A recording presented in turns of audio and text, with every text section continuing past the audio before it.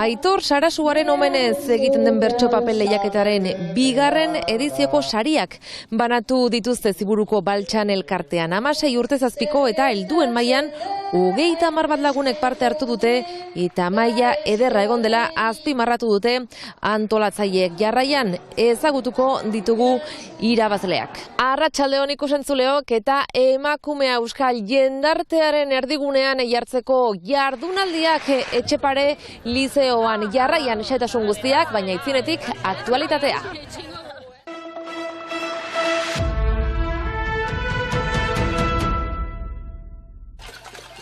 Kazeroladak bart erretreta erreformaren aurka Macronen presidentetzaren bigarren mandatuaren lehen urte hurrenean.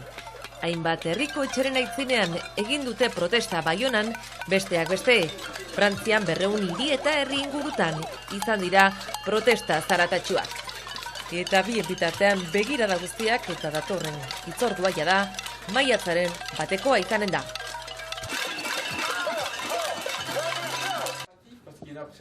Etorkini jarrera duin bat egiteko egoitza berria estreinatu du Baionan Jakite elkarteak. 2020an Baionako pausa zentrotik joatea erabaki zuen elkarteak, eta geroztik alduen bezala etorkinen aldeko lanari eutsi dio taldeak. Hain zuzen Angeluko garaje batean eta Zizpa gaztetxean bere lanari segida eman dio azken urteetan Santa Ursula karrikan kokatzen den lokala lortu arte. Berriki elkarteko kideek lokal berria estreinatu dute eta gogotsu agertu dira Ipar Euskal Herrira llegatzen diren etorkinak laguntzen segitzeko.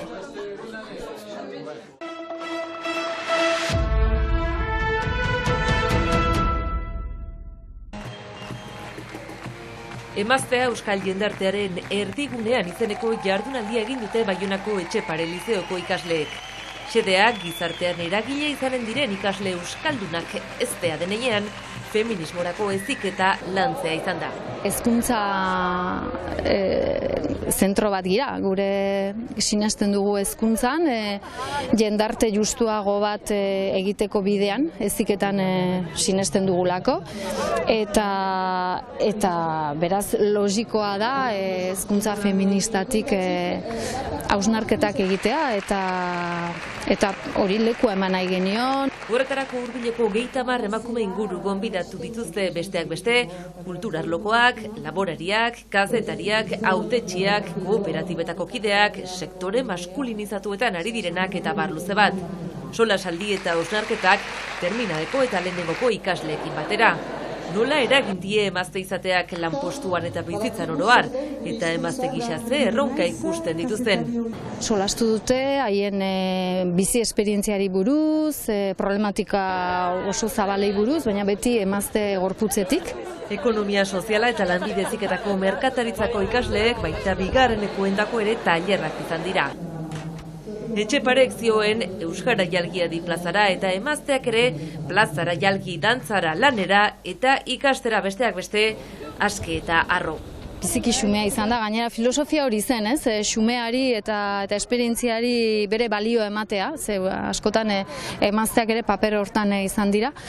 Eta zer lanean segitu, eta nik uste dut hausnarketa hori zabaldu behar dela gure praktiketan eta gure kurtsoetan eta edukietan, eta hori, praktika eta edukietan zer egin behar dugun eta horre programazio oso bat uste dut garatu behar dela maila hortan. Jardunaldi honen ostean, egunerokotasunean feminismorako heziketa lantzen jarraitzeko konpromisoa hartu dute.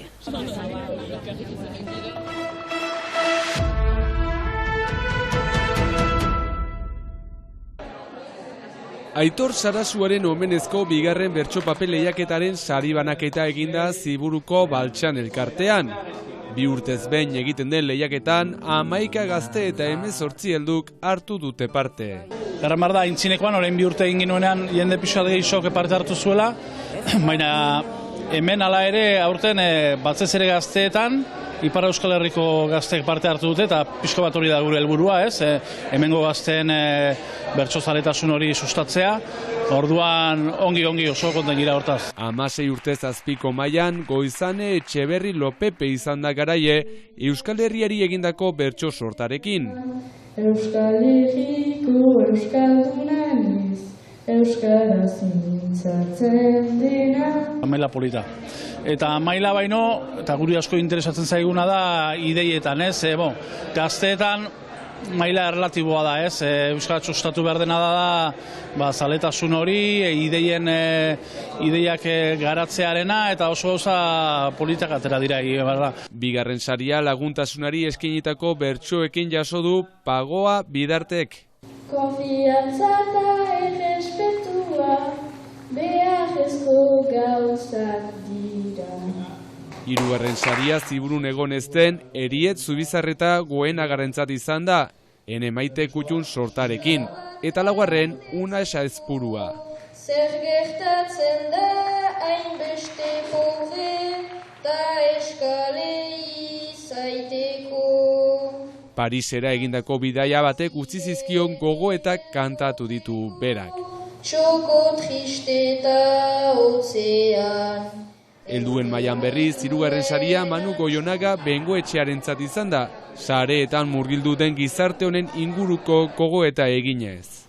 Bidaiatzea bete behar da, erakustea helburu.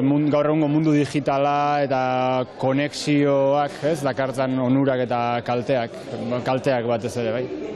Sare soziala, mundu digitala. Gure bizitza historietan zatikatzen diardugu.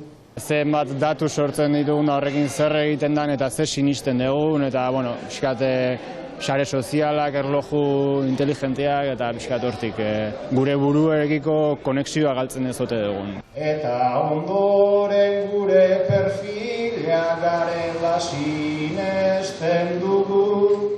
Eta lehen bisariak Inigo Legurburu Agirre Oreretarrarentzat izan dira. Azkenean bilan bialdu nion eta bilek sarituak izan dira eta oso pozik egi esan bai. Biotze motikonoak, regetoi politonoak, ta selfie erdi pornoak.